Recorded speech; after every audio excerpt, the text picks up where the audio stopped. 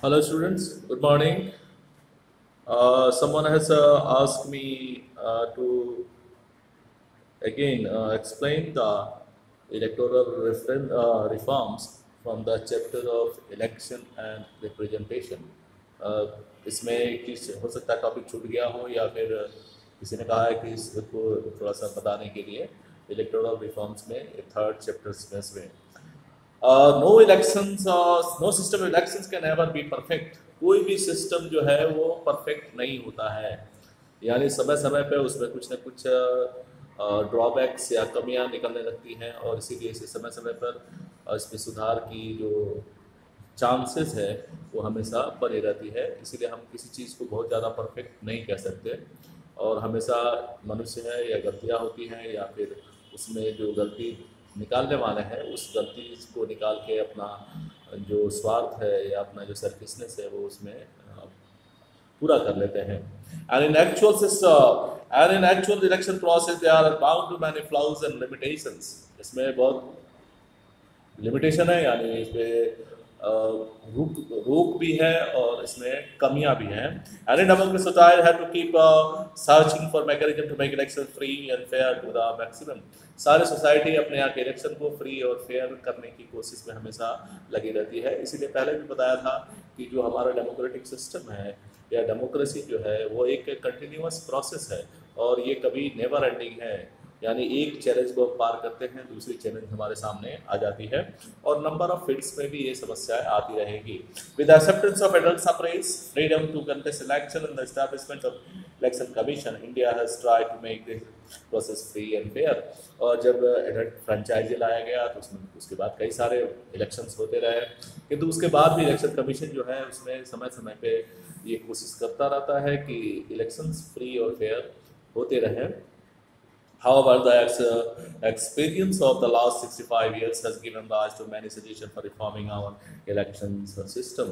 और nearly आप तो 65-70 years हो चुके हैं इलेक्शन प्रोसेस के और ये साबित भी हो गया है कि हमारा इलेक्शन प्रोसेस फ्री फेयर चल रहा है, बट अभी भी इसमें बहुत कुछ सुधार की ज़रूरत है।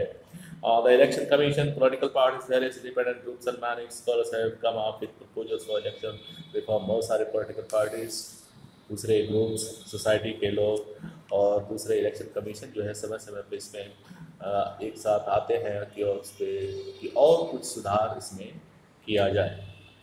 Another is some of the suggestions, देखेंगे कुछ सजेशंस के बारे में हैं जो अलग अलग जगहों से आए हैं और उनका क्या क्या मतलब ओपिनियन है। फर्स्ट वन, और इलेक्शन सिस्टम जैसे FPTP वाला था, यानी जो पहले जीत जाएगा उसी को हम इलेक्टेड रिप्रेजेंटेटिव मान लेते हैं। बट ये कुछ सुधार में ये आया है कि हम कुछ PR सिस्टम को भी अपनाएं, यानी जिस पार्टी को जितना वोट मिले वो पार्टी को उतना सीट अलॉट हो जाए। ये PR सिस्टम है जिस तरह राज्यसभा में होता है। This would be the parties get seats as far as possible, being important to votes they get.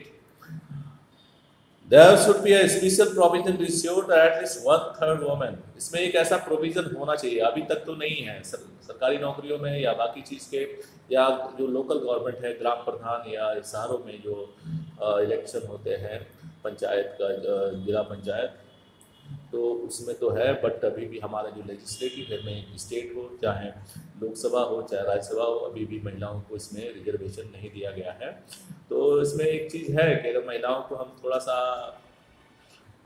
आगे करें थ्रू रिजर्वेशन तो कुछ करप्शन या फ्री और फेयर के चांसेस बढ़ जाएंगे और करप्शन कुछ कम हो जाएगा।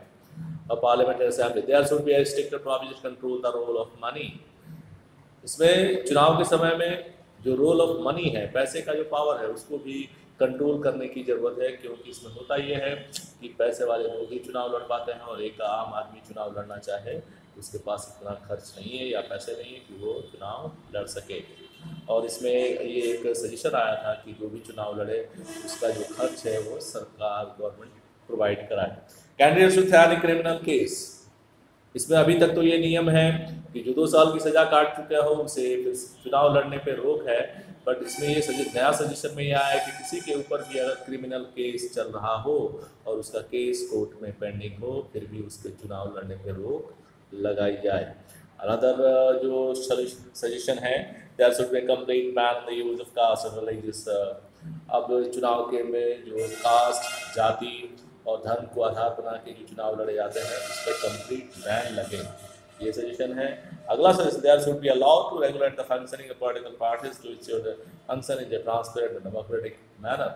और ये लॉ बनाया जाए कि सारी पार्टियां जो है वो जो फंक्शन करती हैं वो ट्रांसपेरेंट हो और एक डेमोक्रेटिक मैनर में हो, क्योंकि बहुत सारे पार्टियों जो अपना चुनाव, पार्टी के अंदर का जो चुनाव होता है वो डेमोक्रेटिक नहीं होता है। These are but a few suggestion, ये कुछ और सजेशन है, फ्यूचर में और भी सजेशन आ सकते हैं। There is no consensus about this, इसमें अभी तक कंसेंसस नहीं बना है, इसलिए कि सारे लोग मिलकर इस पर तैयार नहीं हुए हैं, क्योंकि सबको पॉलिटिकल पार्टीज कभी भी नहीं चाहेंगी कि हमारे ऊपर कोई बैन या रोक या कोई कंट्रोल लगे। When there was a consensus, there are limits to what the laws and formal provisions can do. Free and fair elections must be held only if the candidates, the parties and those involved in the election. ये तभी possible है जब सारे लोग, चाहे political parties हो, election commission हो, आम लोग हो, ये लोग मिलके किसी एक चीज़ पे कंसेंसस बनाएं। Election process agree to abide by the spirit of democratic competition apart from legal reforms. कुछ तो legal reforms भी हैं। There are two other ways of ensuring the election reflect the expectation, democratic aspiration of the people. जो election है वो लोगों की जो उम्मीद है वो दिखना भी चाहिए कि वो क्या चाहते हैं। One of is that people themselves have to be more vigilant. इसके लिए लोगों को बहुत ज़्यादा जागरूक रहना पड़ेगा, विजिलेंट होना पड़ेगा, और हर चीज़ जो चुनाव से जुड़ी हुई हो या गवर्नमेंट से जुड़ी हो उस पर बहुत पैनी नज़र रखनी पड़ेगी। More actively involve in political themselves, और इसमें अपने को इन्वॉल्व भी करना पड़ेगा।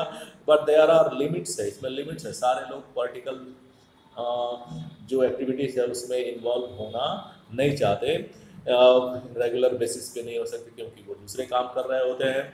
देयरफॉर इसलिए ज़रूरी है कि necessary that various political institution volunteer are develop, दूसरे पॉलिटिकल इंस्टीट्यूशंस खड़े किए जाए, वॉलंटरी ऑर्गेनाइजेशंस खड़े किए जाए और उनको और डेवलप किया जाए, जिससे कि वो हर तरह के गवर्नमेंट के फंक्शनिंग पे एक वॉच डॉग, जिस तरह कुत्ता जो है रखवाली करता है, वो अपने घर की या जिसको भी रखवाली करने के लिए दिया गया है वो उसकी पैनी नज़र रखता है कि उसका मालिक या उसके घर पे क्या हो रहा है।